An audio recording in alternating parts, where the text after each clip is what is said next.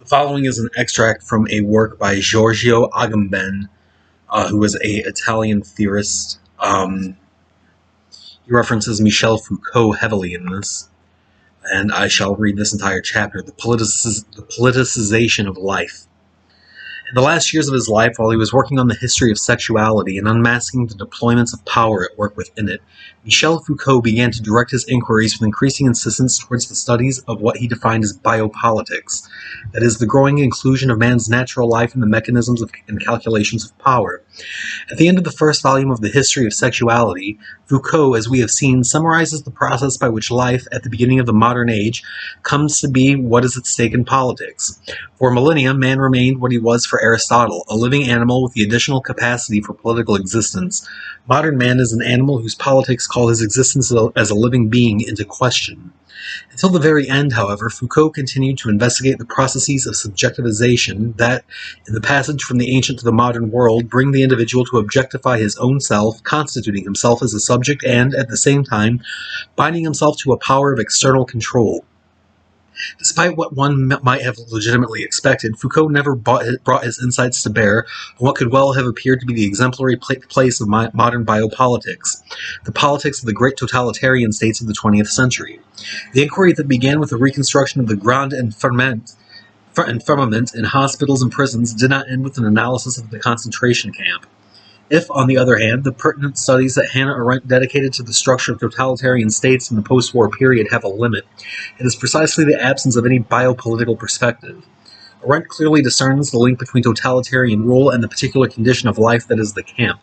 The supreme goal of all totalitarian states, she writes, in a plan for research on the concentration camps, which unfortunately was not carried through, is not only the freely admitted long-ranging ambition to global rule, but also the never-admitted and immediately realized attempt at total domination.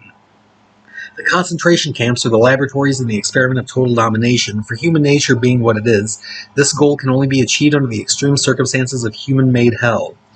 Yet what escapes Arendt is that the process is in a certain sense the inverse of what she takes it to be, and that precisely the radical transformation of politics into the realm of bare life, that is, into a camp, legitimated and necessitated total domination. Only because politics in our age had been entirely transformed into biopolitics was it possible for politics to be constituted as a totalitarian politics to a degree hitherto unknown. The fact that the two thinkers, who may well have reflected most deeply on the political problem of our age, were unable to link together their own insights is certainly an index in the difficulty of this problem. The concept of bare life, or sacred life, is the focal lens through which we shall try to make their points of view converge. In the notion of bare life, the interlacing of politics and life has become so tight that it cannot easily be analyzed. Until we become aware of the political nature of bare life and its modern avatars, biological life, sexuality, etc., we will not succeed in clarifying the opacity at their center. Conversely, once modern politics enters into an intimate symbiosis with bare life, it loses the intelligibility that still seems to us to characterize the jurisdicio-political foundation of classical politics. 1.2. Karl Lowith was the first to define the fundamental character of totalitarian states as a politicization of life, and at the same time to note the curious contiguity between democracy and totalitarianism. Since the emancipation of the Third Estate, the formation of bourgeois democracy and its transformation into mass industrial democracy, the neutralization of politically relevant differences and postponement of a decision about them has developed to the point of turning into its opposite, a total politicization, Totalpolitisierung of everything, even of seemingly neutral domains of life. Thus, in Marxist Russia, there emerged a worker state that was more intensively state-oriented than any absolute monarchy.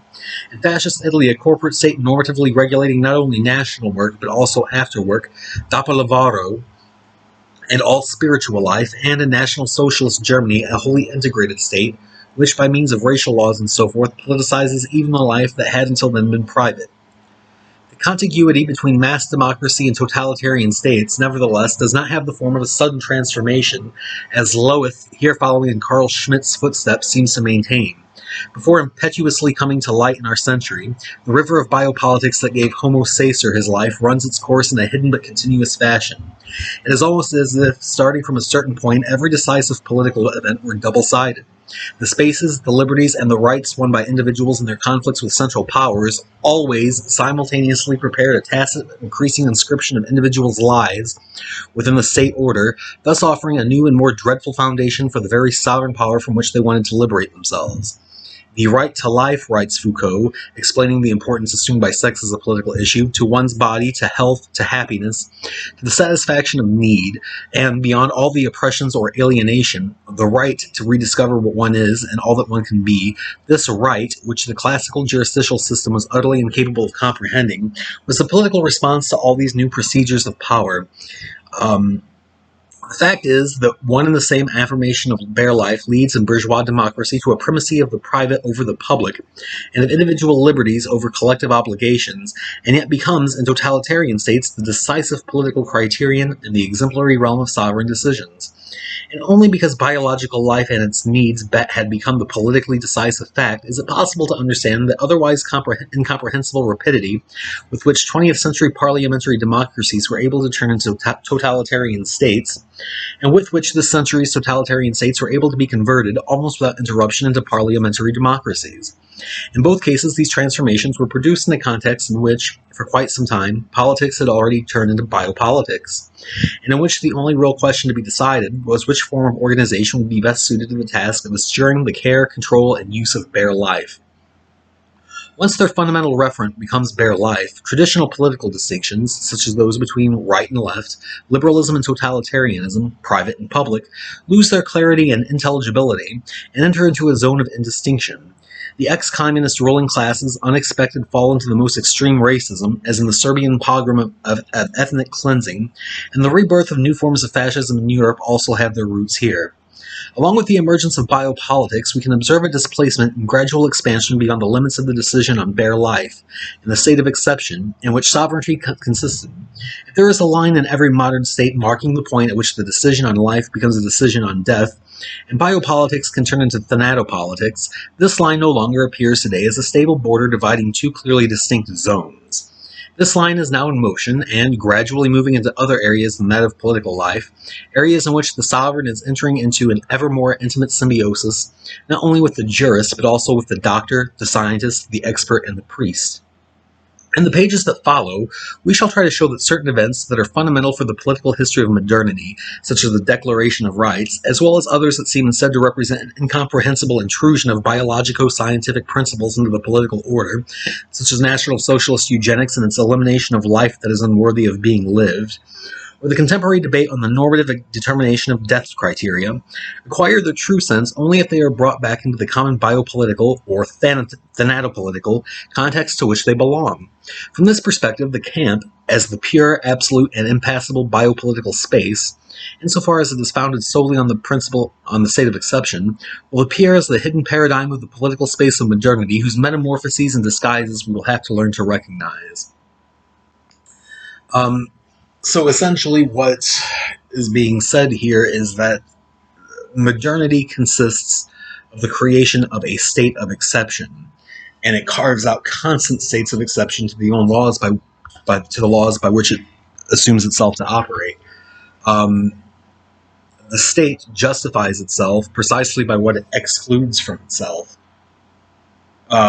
Without my existence, for example, there is no justification for this system of registration that is expanding to include the whole circle of everyday life that encompasses everyone. In other words, I am at the center of it all. So, this being understood, there is no fundamental distinction between totalitarianism and democracy. What you witness in the transversion from one to the other is simply the incorporation of the whole into the whole.